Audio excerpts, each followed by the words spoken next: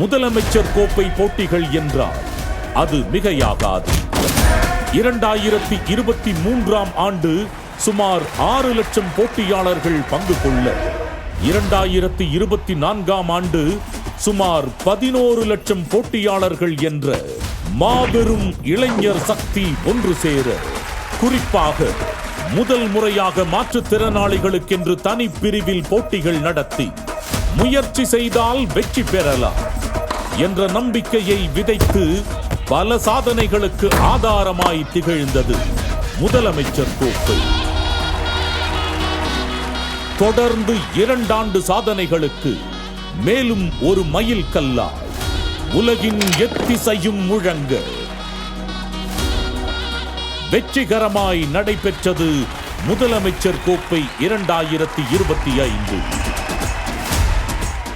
5 பிரிவுகளில் 16 லட்சத்திற்கும் மேற்பட்ட போட்டியாளர்கள், 13 நகரங்கள், 38 விளையாட்டு போட்டிகள், 196 போட்டி நிகழ்வுகள், 54 நிகழ்விடங்கள், 2751 பதக்கங்கள், ரூபாய் 37 கோடி பரிசுத் தொகை, ஒற்றை சாம்பியன் கோப்பை, இவை அனைத்திற்கும் அடையாளமாக தலை நிமிர்ந்து நிற்கிறது முதலமைச்சர் கோப்பை 2025.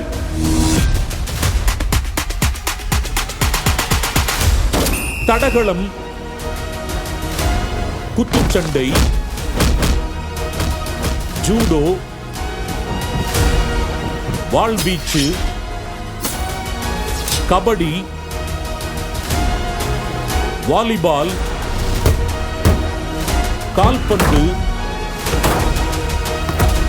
Chess, carrom, beach volleyball, gymnastic, மாற்றுத்திறனாளிகளுக்கான பிரத்யேக விளையாட்டுகள் மற்றும் இந்தியாவில் முதன்முறையாக மாநில போட்டிகளில் இ-ஸ்போர்ட்ஸ் என எண்ணற்ற போட்டிகளுடன் கோலாகல திருவிழாவாக நடந்தேறியது முதலமைச்சர் கோப்பை 2025.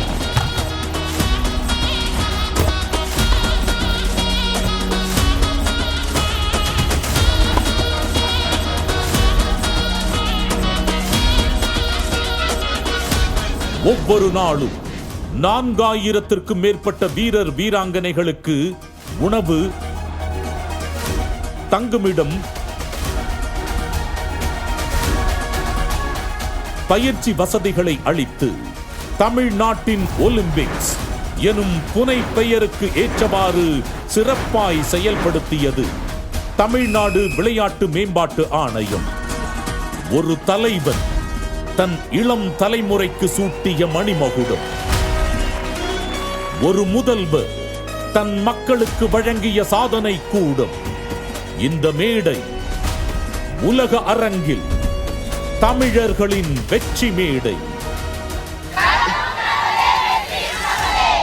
போராடும் ஒவ்வொரு வீரனின் துடிக்கும் முயற்சியும் துளி வியர்வையும்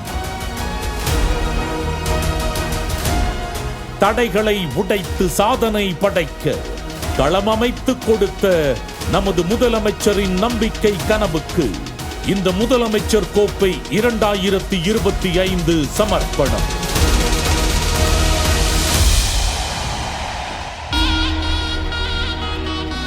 இக்காலத்தில் மட்டுமல்ல, இனி எக்காலத்திலும் களம் நம்